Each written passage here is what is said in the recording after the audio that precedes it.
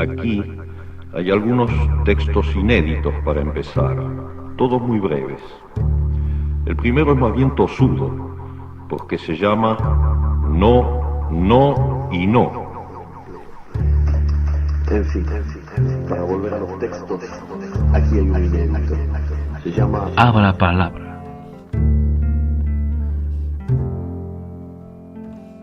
Hola, ¿qué tal? Muy buenas noches. Mi nombre es Alma Castro y me encuentro con Rodolfo Ramírez Soto. Nosotros somos los impresentables y en esta noche, 23, todavía 23 de mayo, estamos realizando un pequeño homenaje al poeta bogotano José Asunción Silva.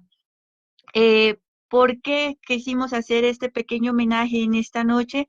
Pues básicamente porque a esta hora justamente José Asunción Silva estaba pues recorriendo sus últimos pasos de vida, dado que el día de mañana, 24 de mayo, pero de 1896, sería encontrado sin vida a José Asunción Silva en aquella casa de la antigua calle 14, donde actualmente se encuentra albergada la Fundación Casa de Poesía Silva. Vamos a leerles algunos fragmentos justamente de algunas crónicas que vienen recopiladas en dos biografías de la vida del poeta. La primera es El corazón del poeta, escrita por Enrique Santos Molano, y la otra es José Asunción Silva, escrita por Alberto Miramón. Además, vamos a leer unos poemas del libro Obra Completa, edición crítica realizada por la coordinación de Héctor Arche Orjuela, editada en la edición de Archivos. Esto para que los tengan en cuenta. Básicamente para pues realizar este homenaje, pues son las fuentes más fidedignas que hemos encontrado en este recorrido de estudio sobre la vida y obra del poeta José Asunción Silva. Pues bienvenidos. Muy buenas noches y recorramos entonces, entre todos y todas, los últimos pasos con José Asunción Silva. Lo primero que vamos a leer es una parte del capítulo La noche del disparo, que viene en el corazón del poeta de Enrique Santos Molano. Dice así: los Silva Gómez practicaban la costumbre, como casi todas las familias bogotanas, de ofrecer una o dos veces al mes una comida informal a sus amistades. Para la noche del 23 de mayo, doña Vicenta Gómez de Silva elaboró una lista de 11 invitados. El barón de la Barre de Flandes, ministro plenipotenciario de Su Majestad la Reina de España, la señora Viviana Vargas de Rueda y sus hijos Paulina, Julia y Tomás, María de Jesús Arias Argáez y su hermano Daniel, Rafael Roldán, Hernando Villa, Domingo Esguerra y Oliverio Ramírez, que llegaron entre las 8 y las 8:30, excepto Daniel Arias Argáez, quien debía cumplir una cita con una muchacha, dijo socarrón Domingo Esguerra, que sabía bien que las muchachas no eran el flaco de Daniel Arias Argáez. Daniel, con impuntualidad andina, arribó cuando la cena había terminado y los invitados se retiraban. ¿Cómo fue esta cena? Podemos hacernos una idea de cómo fue esta cena en el siguiente fragmento de la biografía del señor Miramón. Los pesados candelabros y la araña barroca iluminaban el salón de recibo de la casa de José Asunción Silva. Se charlaba animadamente, como en los mejores tiempos del mosaico, porque el hogar aquel tuvo un atractivo especial que supo conservar con exquisito esmero a través de la buena como de la adversa fortuna.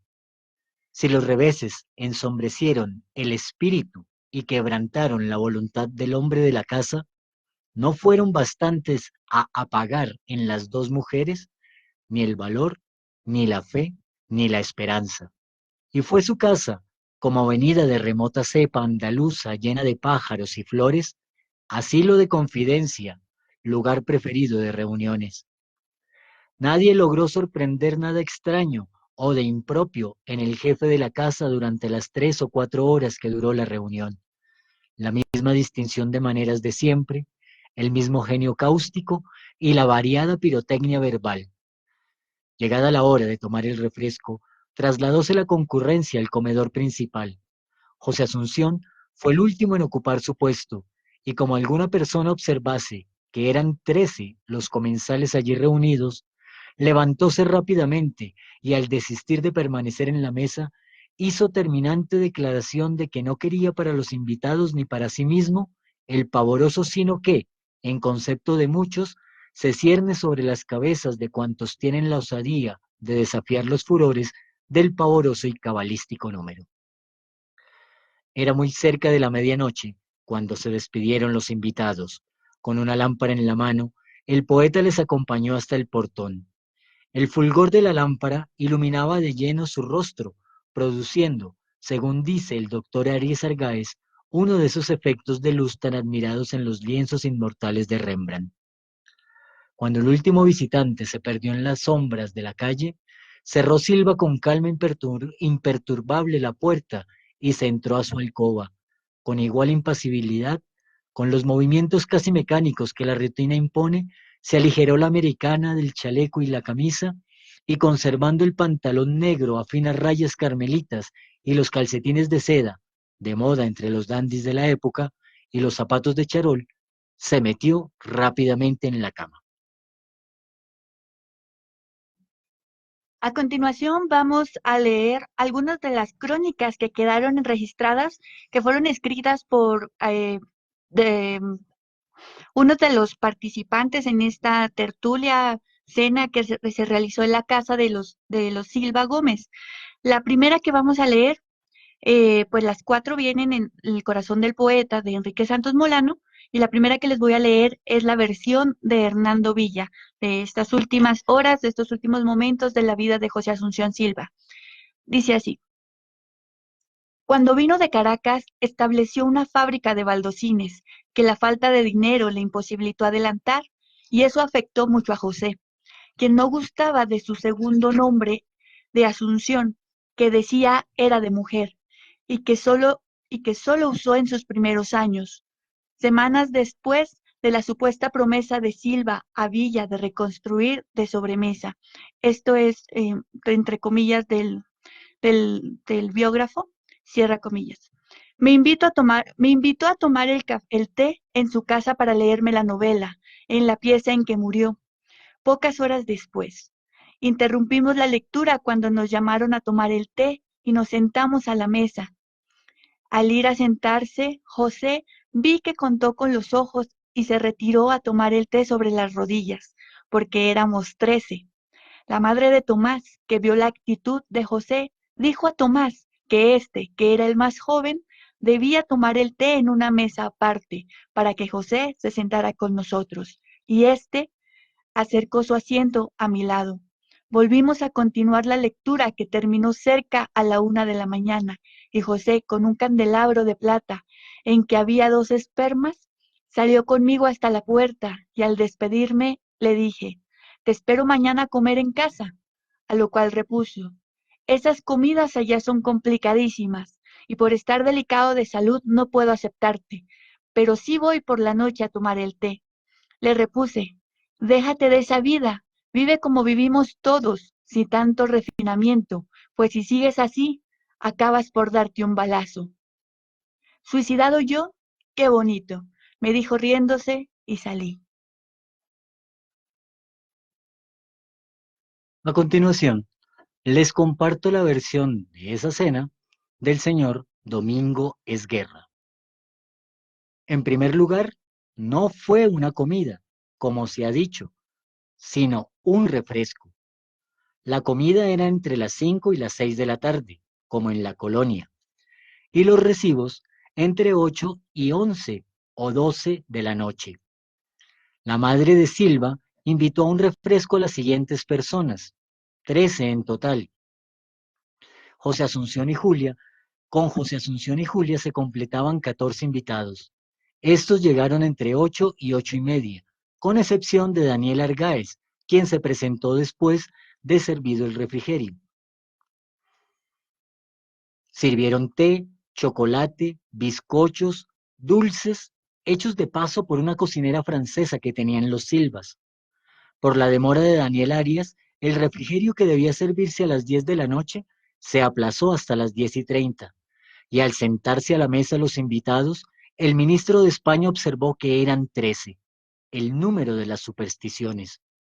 Al oír este comentario, José Asunción se puso de pie y dijo que para que todos estuviéramos tranquilos, él se encargaría de servir el té y el chocolate y de pasar los bizcochos, cosa que le era muy grata. ¿A qué hora regresó Daniel Arias? Pasadas las 12 de la noche, cuando los invitados comenzaban a despedirse. Daniel se excusó por el retardo y lamentó, con mucha gracia, no haber participado. Antes y después del refrigerio, se conversó con mucha animación y se refirieron detalles del 23 de mayo de 1867, día en que amarraron al general Mosquera. José Asunción estuvo entusiasta y ocurrente. Recitó, por petición de los asistentes, Don Juan de Covadonga y los Maderos de San Juan. Nos despedimos y el poeta nos acompañó hasta el zaguán. A continuación, vamos a leer la versión de Tomás Rueda Vargas.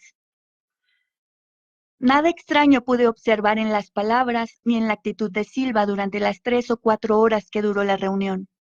Al terminarse el refresco nos quedamos los hombres en el comedor. La conversación rodó sobre el 23 de mayo de 1867. Y a ese propósito habló José Asunción de la memoria, refiriendo que su recuerdo más viejo era de aquella noche viendo la cara de uno de los conjurados, su tío político Salustiano Villar, asomando por una ventana en actitud inquieta de acecho, cubierta la cabeza con el kepis francés de moda entonces, y hablando de lo mismo nos contó esta anécdota del general Mosquera. Al ser detenido, el dictador preguntó a alguno de los conspiradores, ¿qué día es hoy? 23 de mayo, señor. Santiago Apóstol, respondió con rapidez el viejo que sabía el almanaque de memoria.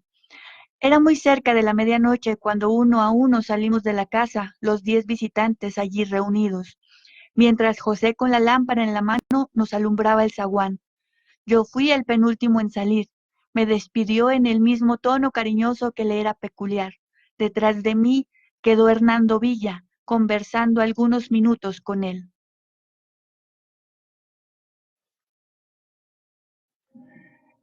Y esto es la versión de Daniel Arias Argáez de aquella noche.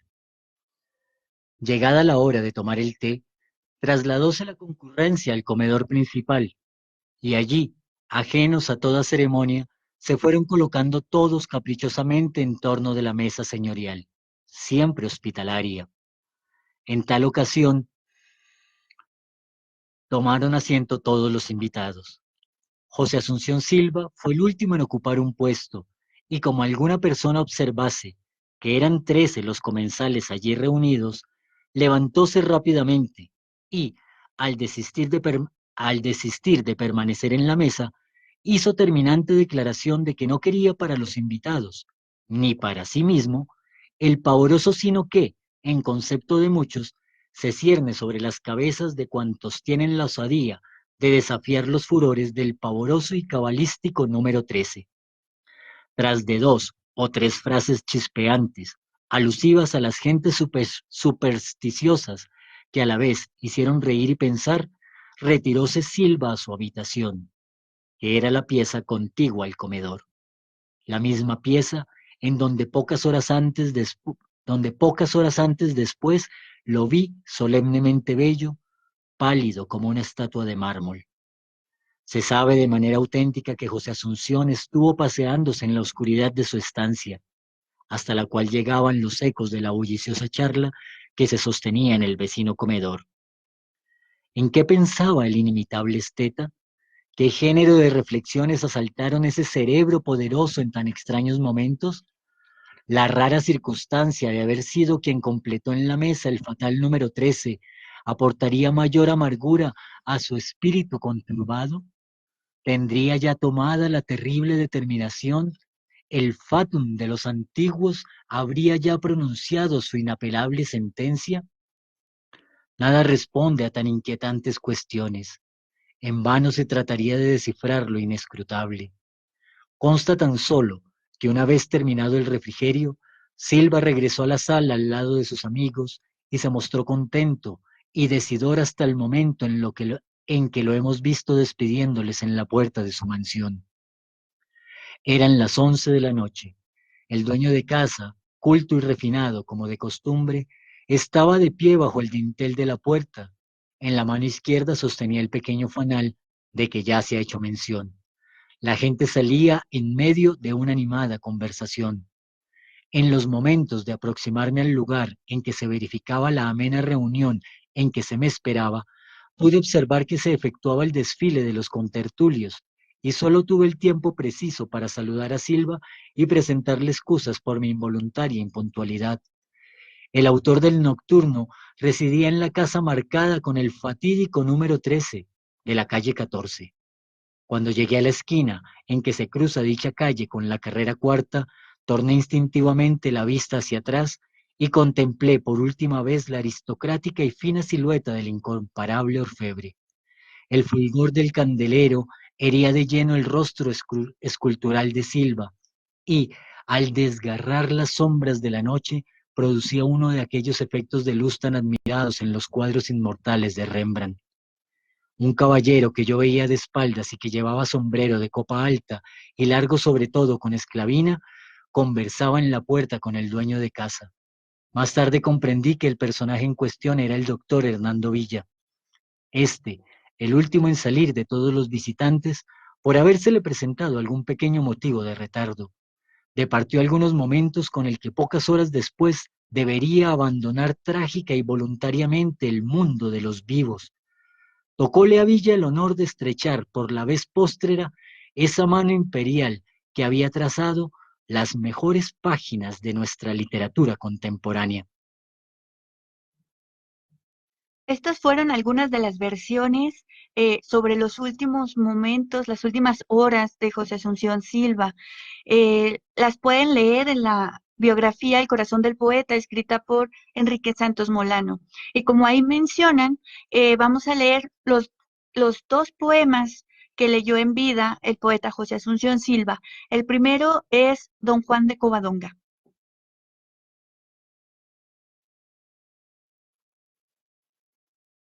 Don Juan de Covadonga. Don Juan de Covadonga, un calavera, sin Dios, ni rey, ni ley, y cuyo hermano, Hernando el Mayor, era, después de haber llevado airada vida, prior de cierto convento en Talavera. Don Juan, el poderoso, el cortesano, grande de España, seductor de oficio, el hombre en cuya mano tuvo grandeza excepcional el vicio, después de amar, de odiar, de lograr todo cuanto es posible e imposible, un día sintió el cansancio de la vida, el lodo de cuantos goces le ofreció la muerte, se mezcló a su tenaz melancolía, el ansia de consuelos superiores, pensó en Dios, pensó en Dios, pensó en la muerte, pensó en la eternidad y desprendido del lujo, del amor, de los honores, escribió a la duquesa de Vilorte, diciéndole un adiós definitivo. Arregló todo, abandonó la corte, y sin un escudero, al paso vivo, de su yegua andaluza, macilento, huyendo del pecado, fugitivo, por ignorada vía, llegó a la portería, silenciosa y oscura, del convento. ¿Nuestro padre prior? Preguntó al lego. En oración, hermano. Por la vida. ¿Lo llamará vuesa merced? Ahora es imposible, hermano. Vuelva luego. Es imposible ahora. Éxtasis santo, cuando reza lo embarga. Mas le ruego, yo estoy aquí perdiéndome, entre tanto, siento la angustia del infierno, el fuego. Sirvas entrar al locutorio. Vanos placeres. Del Señor sonó la hora. Don Juan dijo, al entrar, mundo, hasta luego. Y por fin se encontraron los hermanos. Don Juan, perdido en crápulas y excesos, temblándole las manos, con aire de pobre arrepentido y la boca marchita por los besos.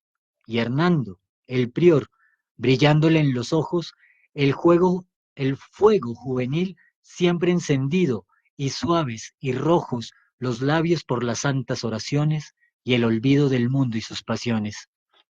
Orando tú, le dijo don Juan con voz monótona y cansada, lejos de todo, en la quietud suprema de la vida del claustro, fijó, temblando una mirada, en el abismo actual de mi miseria, sueño también en el retiro.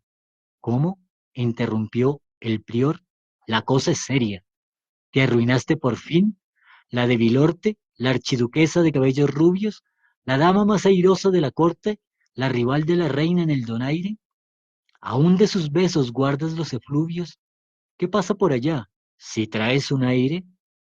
Oye, Juan, mira, hermano, aquí en la triste vida conventual todo reviste un aspecto satánico.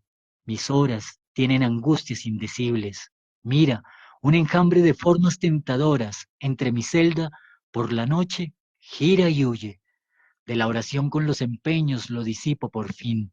Ansío el oro, suenan choques de armas en mis sueños, flota un olor de besos en el coro, y es mi vida una lucha prolongada de rudos sacrificios, en que domo la carne alborotada, con ayunos y rezos y cilicios.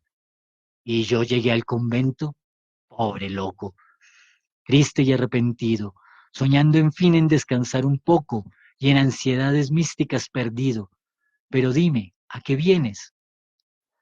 Yo por verte, dijo don Juan, por verte a toda prisa y por darte noticia de la muerte de don Sancho de Telles, tú, mi santo, por su eterno descanso de una misa.